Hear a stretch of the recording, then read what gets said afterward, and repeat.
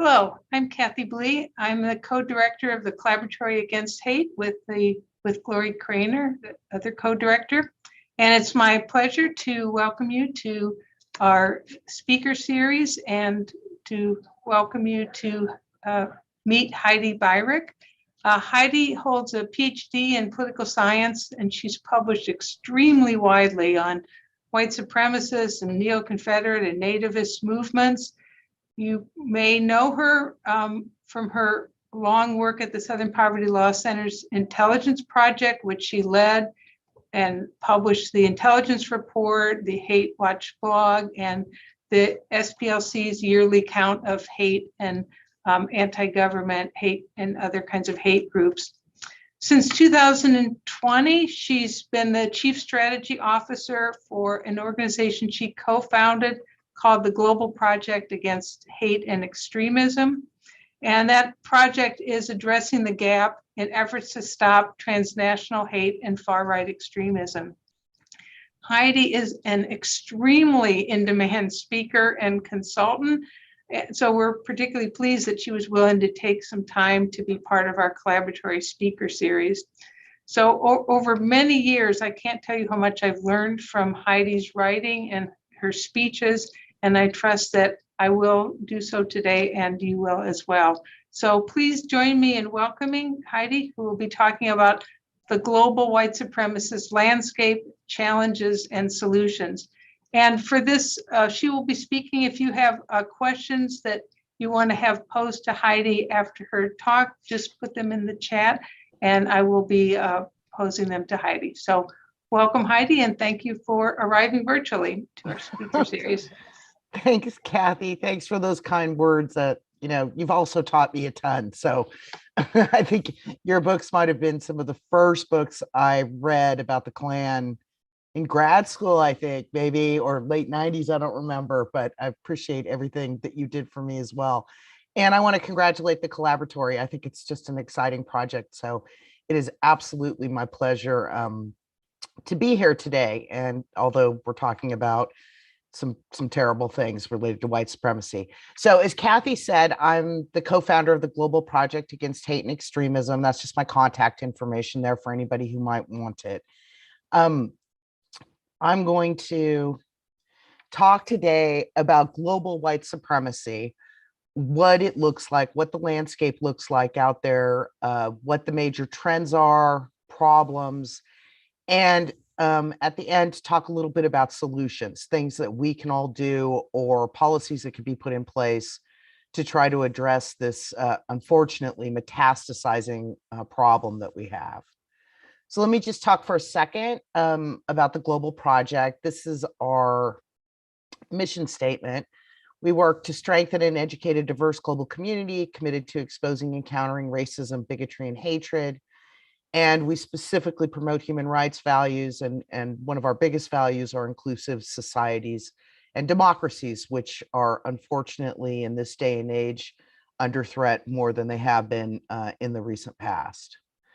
So one of the things that we do at GPAHE is come up with policy agendas to deal with white supremacist violence. This is just a policy brief that is on our website, dealing with this type of violence and terrorism. We basically wrote this as a reminder to the current administration, the Biden administration, to not forget how interconnected white supremacy is across borders, and that when you want to do something about it, that has to be part of your thinking. It has to be integrated into your thinking on dealing with this type of violence. I just want to acknowledge the one thing that the latest thing we did at GPAHE was actually try to deal with some of the issues in Ukraine right now. Some of the work we do is about tech companies and tech company policies. And we issued this statement with the Never Again Association in Poland just, I think, yesterday or the day before, about the way that Russian disinformation and other kinds of sort of propaganda and lies are just proliferating when it relates to Ukraine. So that is part of the work that we do. And we've been doing that in Poland for some time now.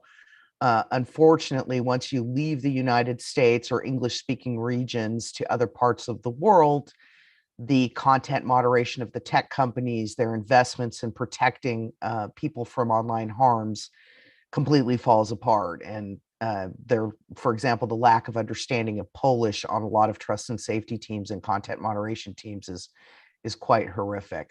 But we were able to get the Polish Independence Day March organizers to lose some of their fundraising mechanisms, which was good. One last thing about my new project. One of the voids we were trying to fill when you have great organizations like SPLC and ADL and others and academics covering the extremism scene in the United States, oftentimes an issue that doesn't get enough attention, in my opinion, is how American institutions export hate into other parts of the world. We recently wrote a report about a group called Alliance Defending Freedom, which is a very powerful American legal group that is involved in pushing anti-LGBTQ, anti-trans, and other types of ideas, in particularly into Eastern Europe. So this is the kind of work that we're trying to pick up and the void we're trying to fill to deal with issues like that. So on to the topic at hand. White supremacy now, white supremacist groups are pretty much acknowledged across Europe, Australia, Canada, New Zealand, and whatnot to be the #1 terrorism threat that we have. That's not the only threat that white supremacy poses, but this is a much different landscape internationally than what we would have been talking about if we were, shortly after 9/11, when Islamic extremism was the major terrorism threat. That has completely shifted in recent years, especially the last decade. And now when you talk about terrorism, domestic to various countries, it's usually white supremacy. This is something that's been acknowledged, all the way up to at the level of the United Nations. And in fact, the United Nations has been working for the last year to integrate this particular threat into its counterterrorism work, which it hadn't had in the past.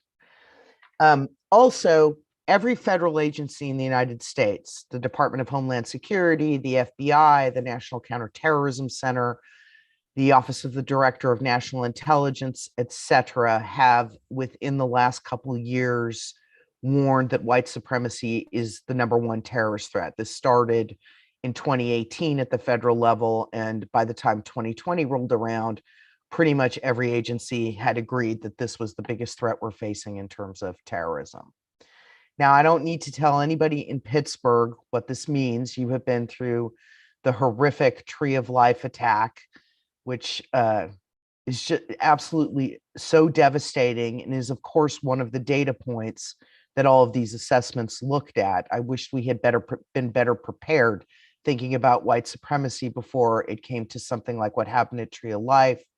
And then of many, many other incidents. I'm just going to mention El Paso and the Walmart shooting as one of those. But there were actually many, many events in that time period that were, and these kinds of threats continue, that are all connected to a particular type of white supremacist ideology, something called the Great Replacement theory.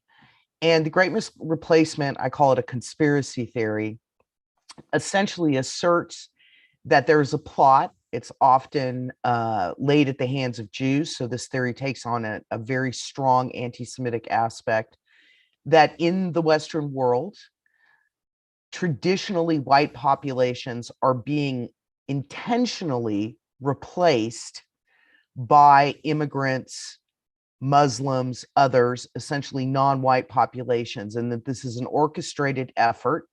And those who have come to believe this conspiracy theory, which I have to say is all over the online space, both on mainstream platforms and fringe platforms, have committed some of the greatest acts of violence that we've seen in terms of terrorism.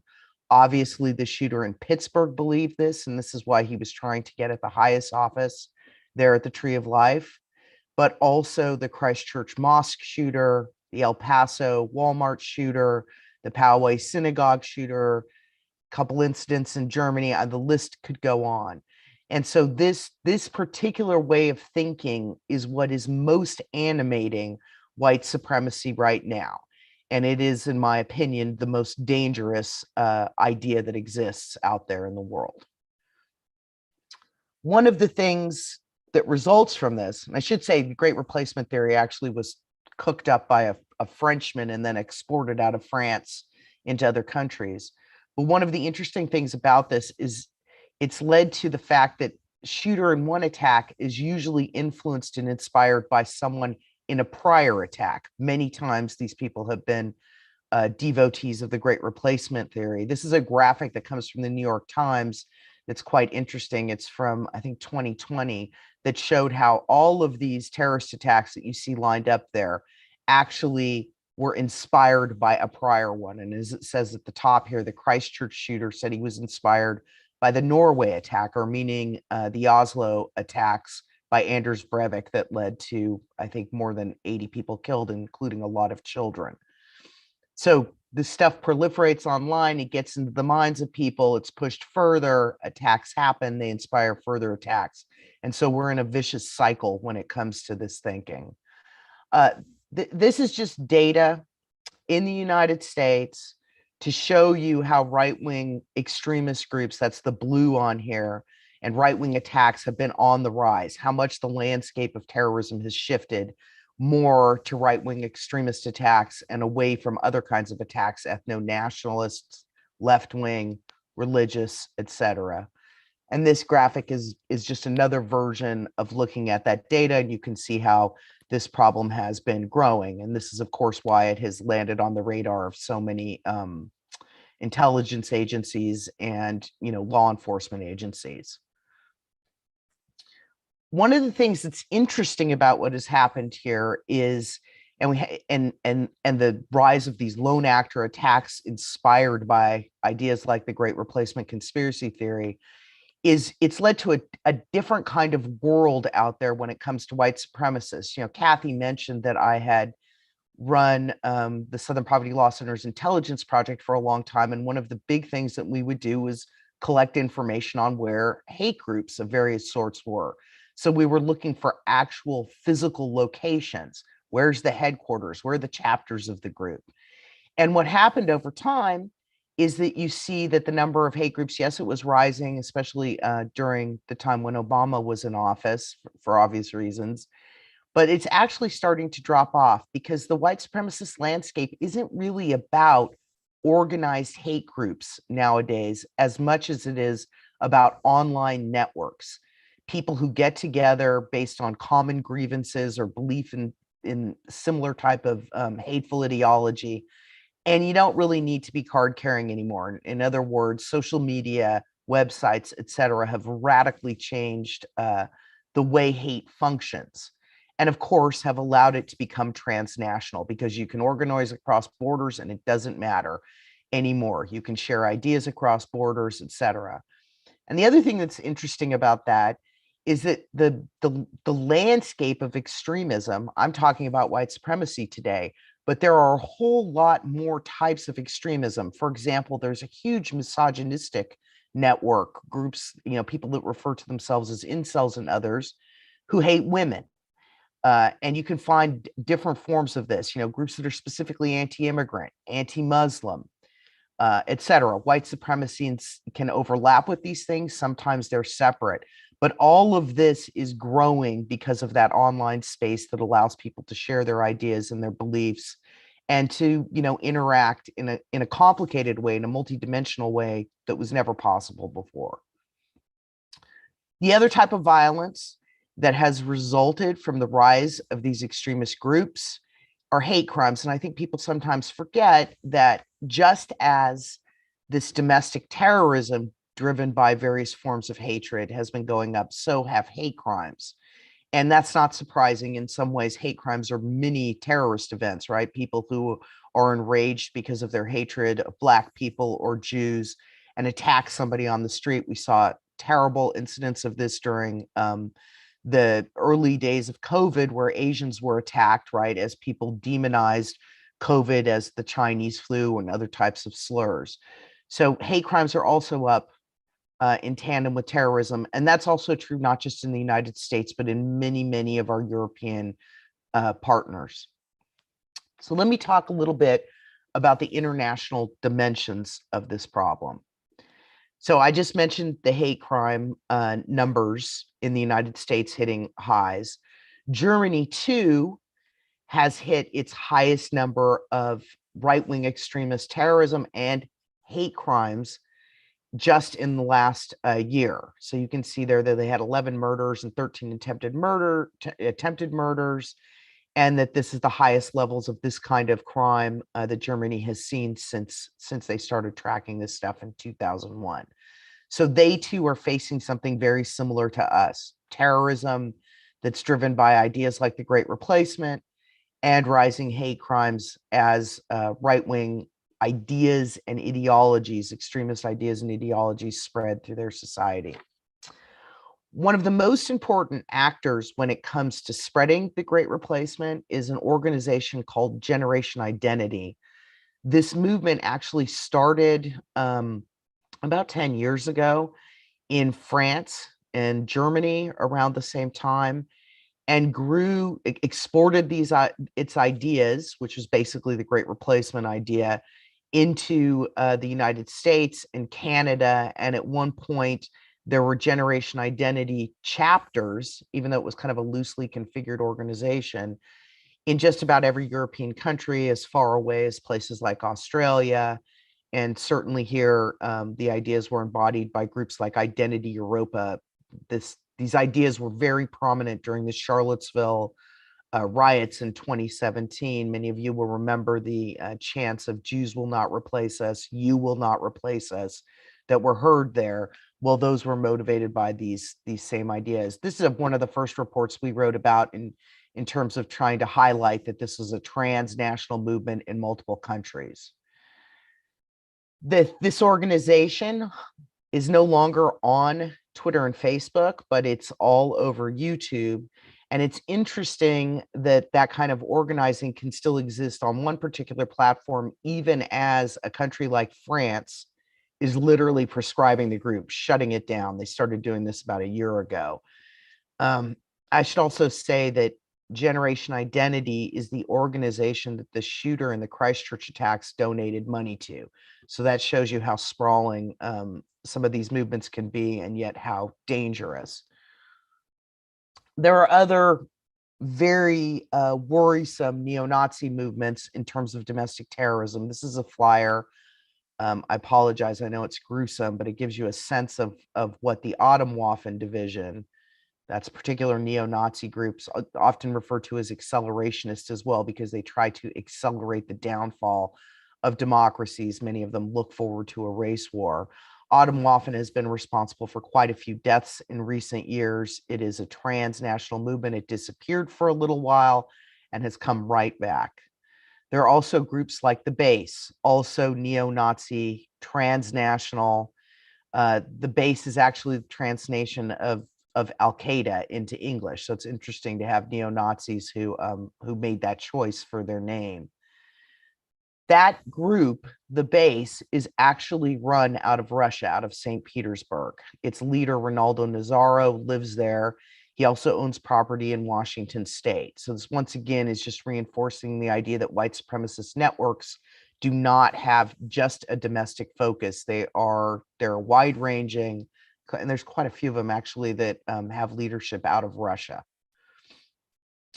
The Base has also been involved in a lot of terrorism. This refers to some arrests of members of the Base a couple of years ago because they attempted to murder an anti-racist couple who lived not far from where I am in North Georgia. This couple was in Rome, Georgia.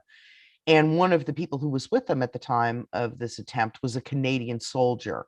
So it shows you that they are able to recruit across borders. They actually smuggled this particular soldier, who's now in prison here in the United States. I can't remember how long his sentence was, but it shows how they can move people across borders and work together to attempt to commit atrocities. They also had planned to bomb a gun rights rally in Virginia because they had thought then the people who were in favor of the Second Amendment at the rally would think that they should become more extreme.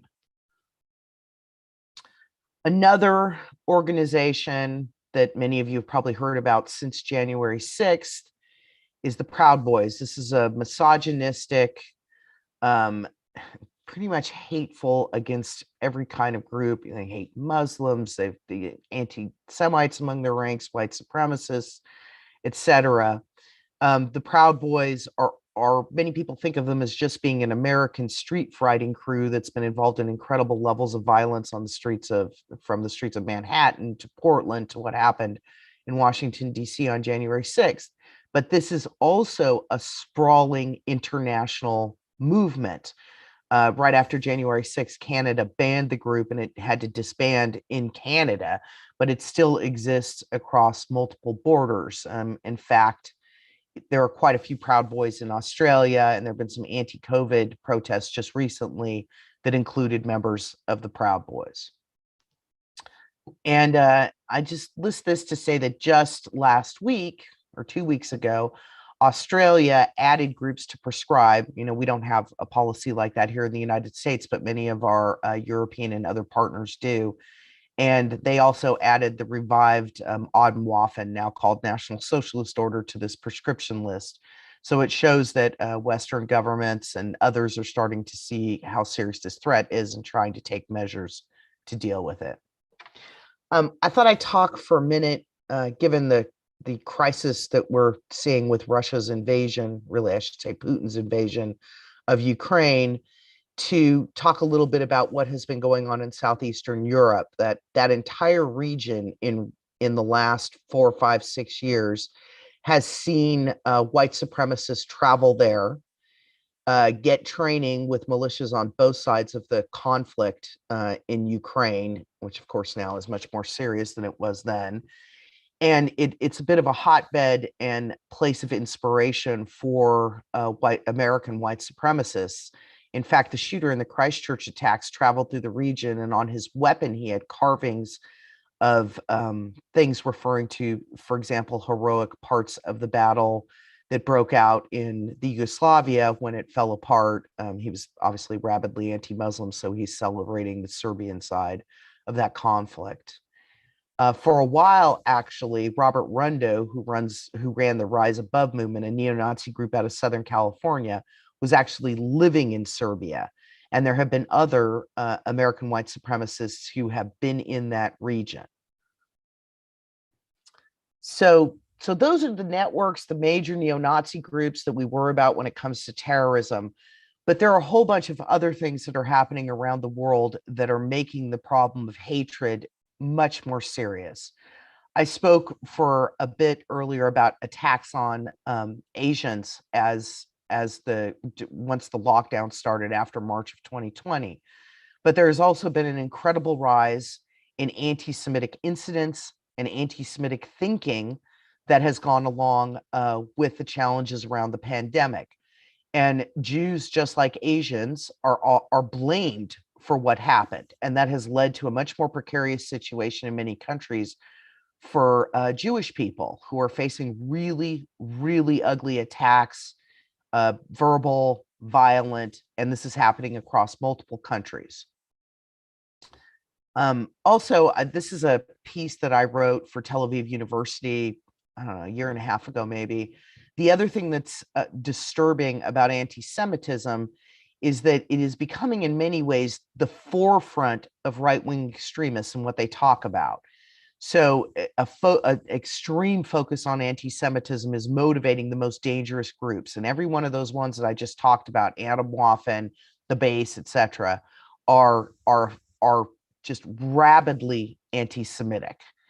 And that's very scary. And of course, the great replacement conspiracy theory increasingly has become a Jewish conspiracy, right? Jews are blamed for being behind demographic shifts that are happening across the Western world. So the other conspiracy, so we have conspiracy theories around the coronavirus that are increasing attacks on various populations. We also have this QAnon conspiracy cult, which I really, when it started as Pizzagate many years ago, this is the idea that Democrats and Hollywood actors like Tom Hanks are involved in child trafficking rings and that Trump was going to shut them down and save us from this.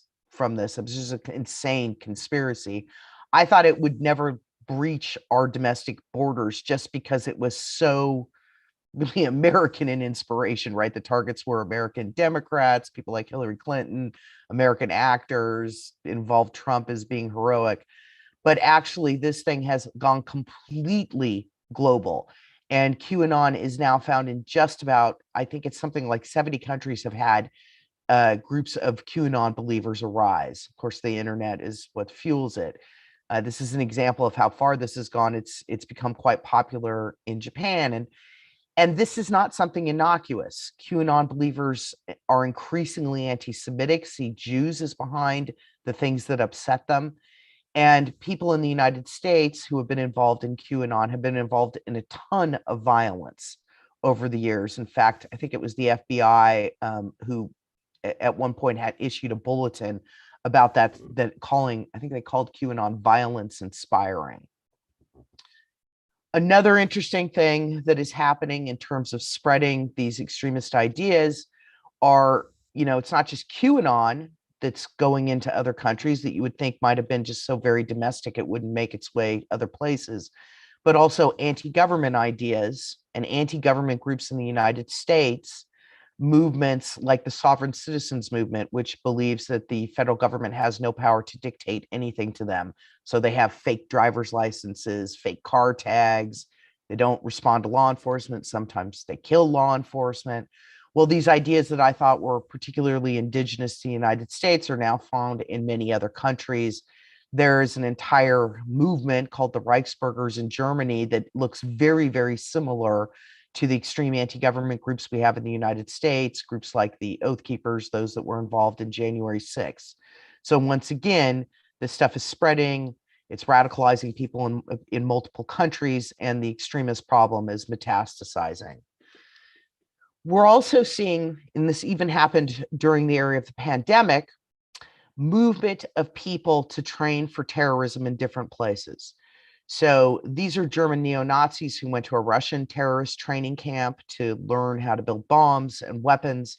But we also saw Americans go to Ukraine a couple of years ago to train with a particularly anti-Semitic regiment, the Azov Battalion.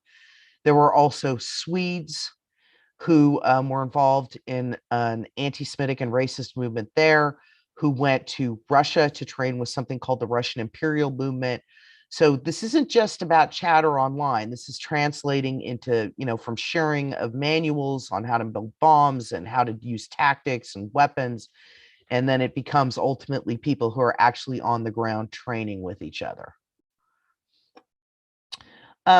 Before I talk about the American scene, I just wanted to point something out. It's not just the United States that saw an angry mob attempt to take over a government building in August of 2020.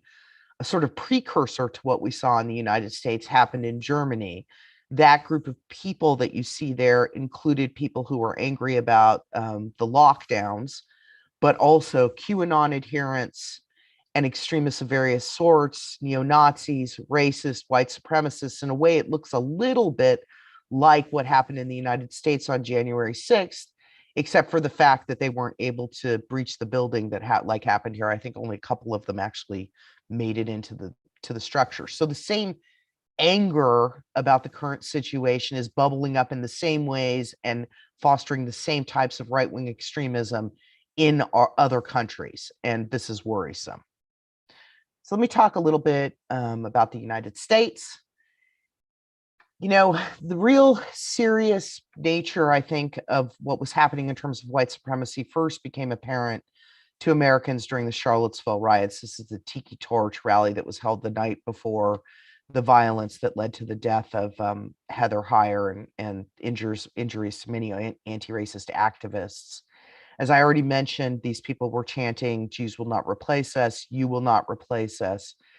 The truth is that this sharp reaction to demographic change in the United States, a Black man being elected president and so on, it had been building for some time before that. When I was at the SPLC, it seemed like every year we were talking about more hate groups, more violence, and not enough reaction from the administration, both the Bush administration, the Obama administration, and definitely not the Trump administration, to this problem. But there really is a through line to what happened in Charlottesville in August of 2017 and what we saw on January 6th in Washington, D.C. And that is this. Charlottesville brought together for the first time various stripes of American extremist movements together in one cause. Of course, the main issue that they were protesting against there was plans to remove Confederate statues, a Robert E. Lee statue. But we hadn't really seen militia members who hate the federal government, are very fearful that the federal government is going to take away their Second Amendment rights, their weapons, maybe round them up, put them in camps. There's a lot of conspiracy mongering in those circles, but they didn't really work openly with white supremacists. That changed at Charlottesville. Many of the groups who we would later see from America's extremist scene in Washington, D.C. on January 6, 2021, were there in Charlottesville. Members of the Proud Boys, members of militias, white supremacists, and so on.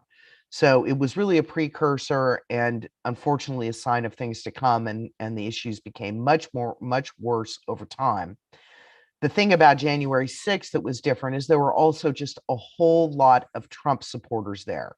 Myself and a lot of people who study these movements were perhaps more shocked by that than we were seeing members of the Proud Boys or militias like the Oath Keepers or the Three Percenters on January 6th, because it showed there's a willingness now to work with extremists in the United States by some people on the far right that wasn't there before. And that's building this into a much bigger movement than if we just had white supremacists in their own sort of bucket working on their own and anti-government folks somewhere else. And of course, what united them was Trump. Now, many of us also thought, well, there's going to be a lot of prosecutions for things like conspiracy and other serious issues, and that's going to mean that the far right's going to be down and out. Well, that's not what's happened since January 6th. Even with all the arrests, most of the organized groups that were involved are still up and kicking. Oath Keepers, Proud Boys. This shows you there were more demonstrations actually involving militias and far right street movements after January 6th than before it. There's also the problem of the infiltration of extremist ideas into other parts of the right.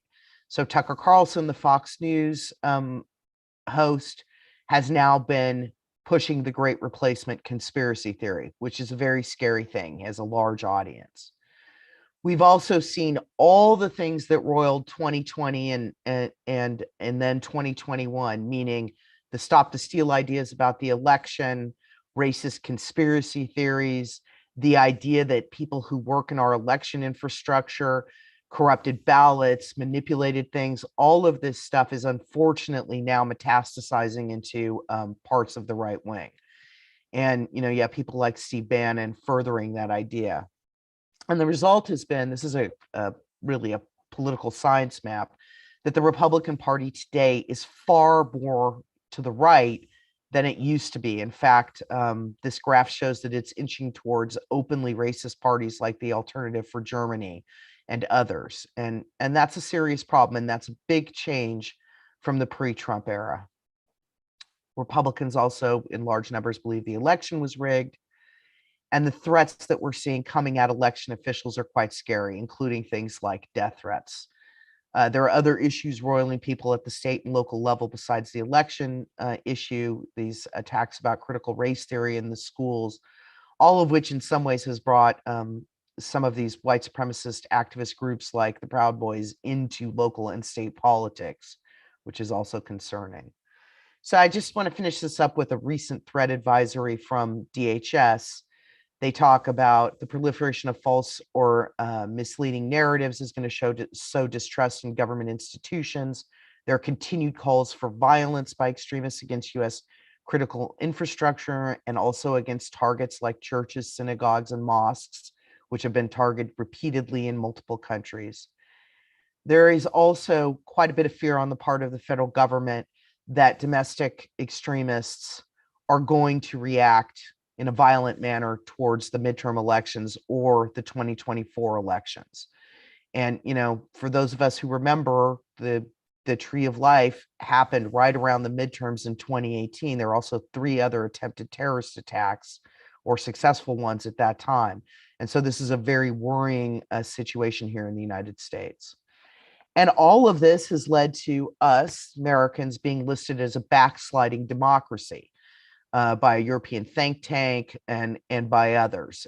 And you know, I know that January 6th was an attack on a free and fair election and a transfer of power, but the problems are really serious. And if people, we cannot take our democracy for granted given this environment.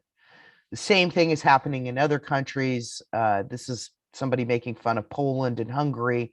They're becoming a liberal democracies as well, also under extremist pressure. So we've had more lately. COVID conspiracies are still driving protests in Europe. We had the convoys in Canada, which were, involved some people who were simply upset about lockdowns and, restrictions around having to be vaccinated. But there was also a lot of far right extremism involved there, at least, and also taking advantage of it online. And that stuff also spread to France, to the United States, where it looks like at this point the convoy is actually falling apart, which is good news. And all the groups that I talked about are expanding their global reach, the Russian imperial movement and others. And now we have what happened in Ukraine, which is actually fueling a whole lot of pro-Putin sentiment among right-wing extremists, and they're quite enlivened by what's happening there. You can see one post here, LOL, Putin is brilliant. All right, so that's a lot of bad stuff. I just want to talk for a few minutes about solutions. One of the things that needs to happen to deal with this threat, because it is a transnational threat, is more coordination by governments. That has started to happen in a real way since the Biden administration came into office. And we've seen much more work across borders to try to respond to white supremacy, to share intelligence, to interrupt travel plans. There's a whole host of things that are being done. The one thing that Biden hasn't done yet is expand foreign terrorist designations to these kinds of groups that have headquarters overseas. That's one of the things my group does advocate for. There's only one organization, the Russian imperial movement, that's listed that way. But if that were to happen, it would allow the same kinds of tools that can be used against Islamic terrorists, like material support, investigation of financing, to be used against these transnational movements. Another big area I think that is critically important for dealing with these threats is dealing with the issues of extremists in military and law enforcement. I think many of us were shocked to see how many veterans, how many cops were involved in what happened on January 6th. But the truth is that this problem has been growing for some time.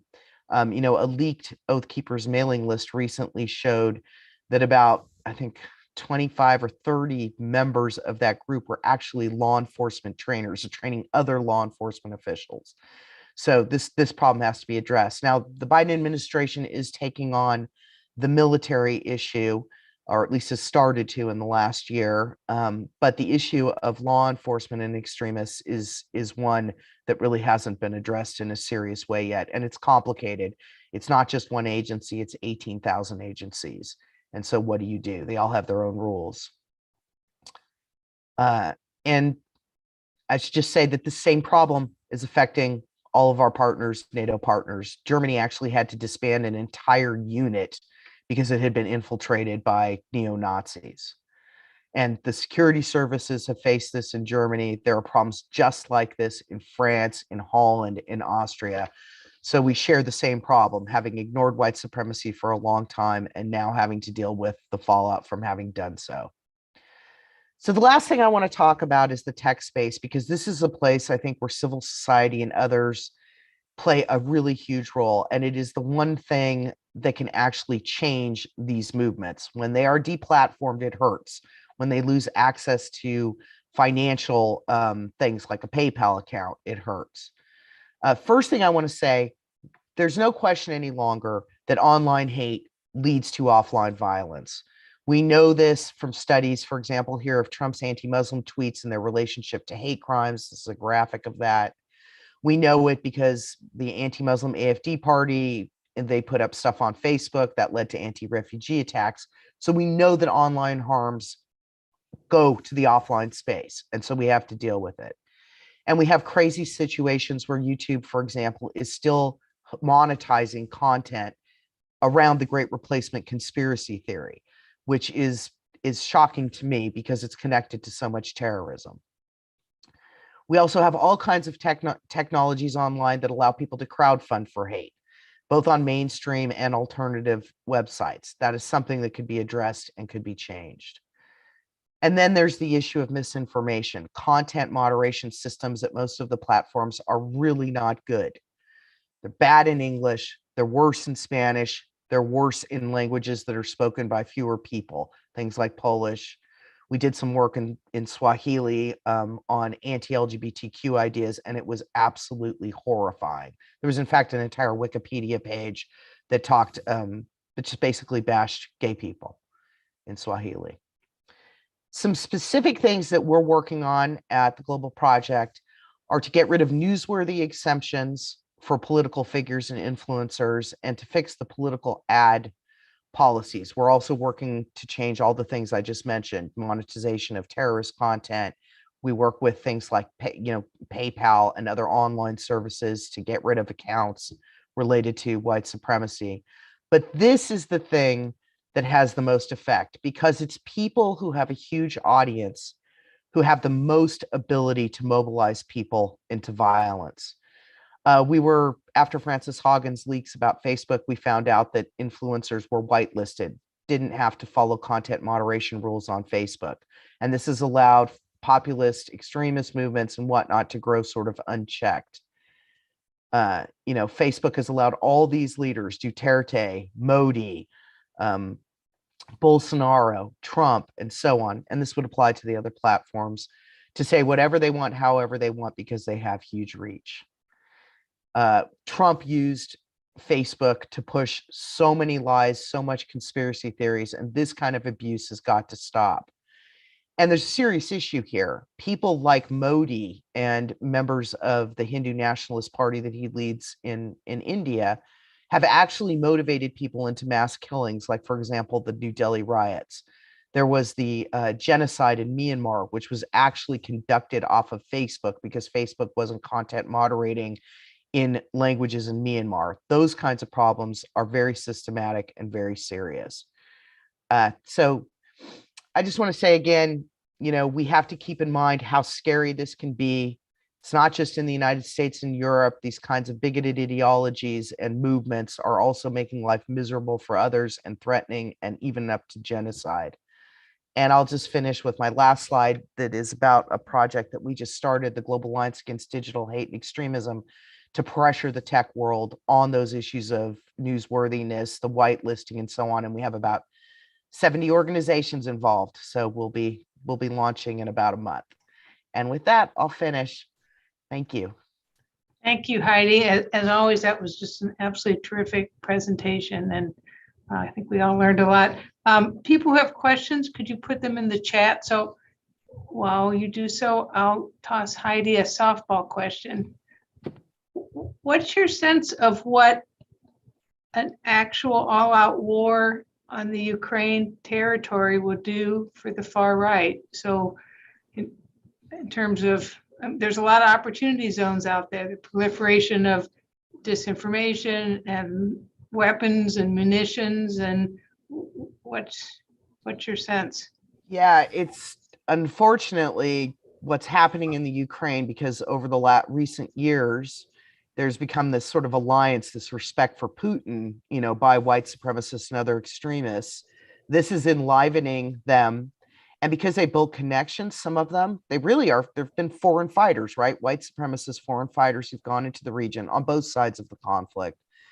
Some of them will be traveling there. They have the possibility of getting more expertise in weapons. Who knows what happens with all the weaponry that's in the region. Frozen. You're just frozen. There you go. Oh, sorry. I was going to say that it's just, there will be foreign fighters going into the region on both sides of the conflict. They'll be getting training. They'll be involved in the fighting. They'll get more American white supremacists more connected to groups like the Russian imperial movement. And sadly, the whole area is going to be flooded with weaponry that some of them will get their hands on. I mean, it's a terrible, terrible situation. Yeah. Let me ask another question while I have you. Could you talk a little bit more about the militia, but both its effect in the United States, gluing together some of these disparate movements, but also does it have any global potential given that it's so rooted in particular American sense of guns and Yeah, no, I mean you're absolutely right. It's a completely American sort of invention, right? It's centered around fantasies about the American Revolution, right? That's where the idea of the 3% who fought bravely against the British comes from, about the protection of gun rights. But what we've seen is it's not contained to the United States. Some of the ideas have already leaked out and been picked up by groups in Germany, in particular. These Reichsbürgers are sort of a version of our sovereign citizens. And also, we found 3%ers. That's just a rabidly anti-government militia group. They were involved in what happened at the Capitol on January 6th in places as far away as Australia. So, my thinking on this is the internet has allowed them to sort of recruit and spread their messaging. And it gets a little bit of attraction. Certainly nothing along the lines of what white supremacy does, but it's still surprising that we see that. Thanks. Michael has a question asking you to talk about differences and similarities with historical transnational white supremacy, like 1930s fascism. I'm always concerned about making these parallels, but I find myself making them more and more and more. I think there are a lot of parallels. I'll use one example: the role that the Proud Boys have taken in the United States, a street fighting outfit, multiple countries, multiple countries, multiple cities in the United States.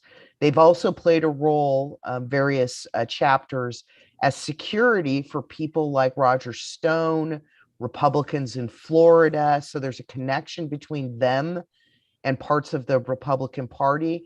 And I can't help but think of some, things like the brown shirts and stuff like that happened in Europe. I also think there's some other parallels. One of the things that Hitler did was he harnessed a new technology, the radio at the time, to push his ideas, his anti-Semitism and genocidal ideas into the German population and radicalize them. So he had a figure like him using a new technology that wasn't regulated to push extremist ideas that led to absolute disaster. There are a lot of comparisons to somebody like Trump and other far-right populist figures in other countries who have used the internet that has largely been unregulated to this time to push their ideas outside of sort of more mainstream and regulated areas. So there's a lot of things that are similar. And there were, neo-Nazi supporters in the 30s, like the Bund here in the United States, who had connections directly to the Nazi Party. And these were sprawling transnational networks as well. So it's something to consider, right?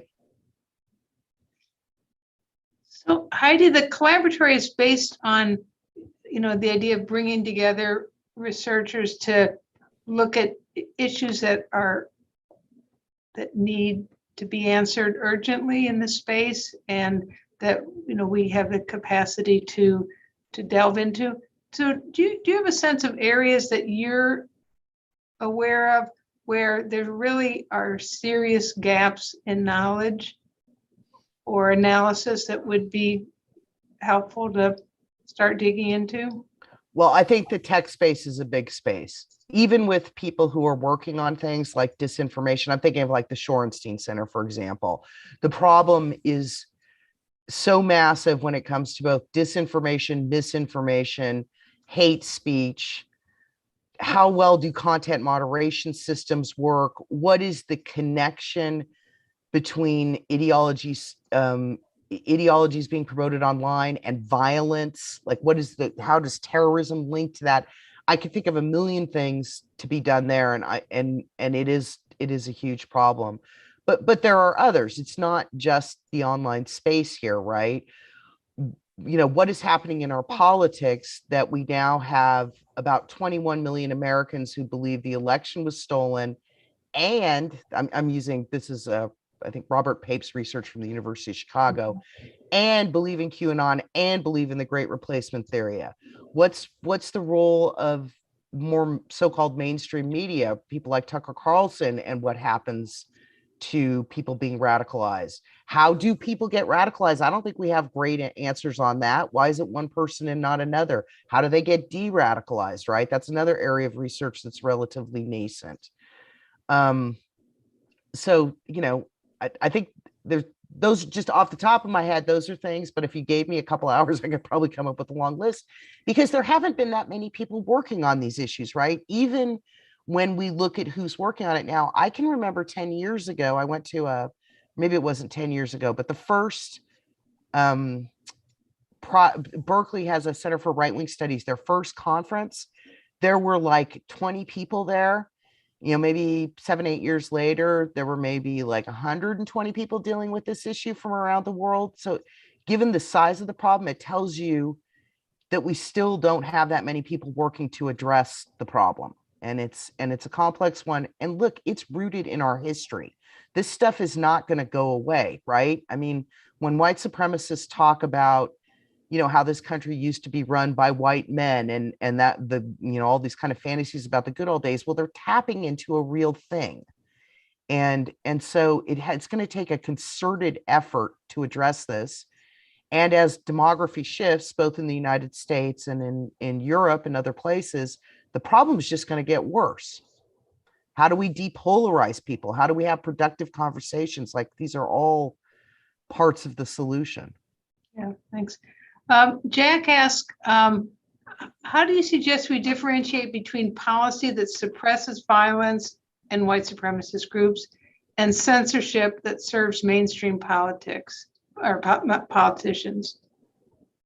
Sure. Well, I mean, the fact of the matter is that from my position, the way it works in the United States with Section 230 is it's really up to the tech companies to decide what to put on their platforms or not. That's also true of TV, right?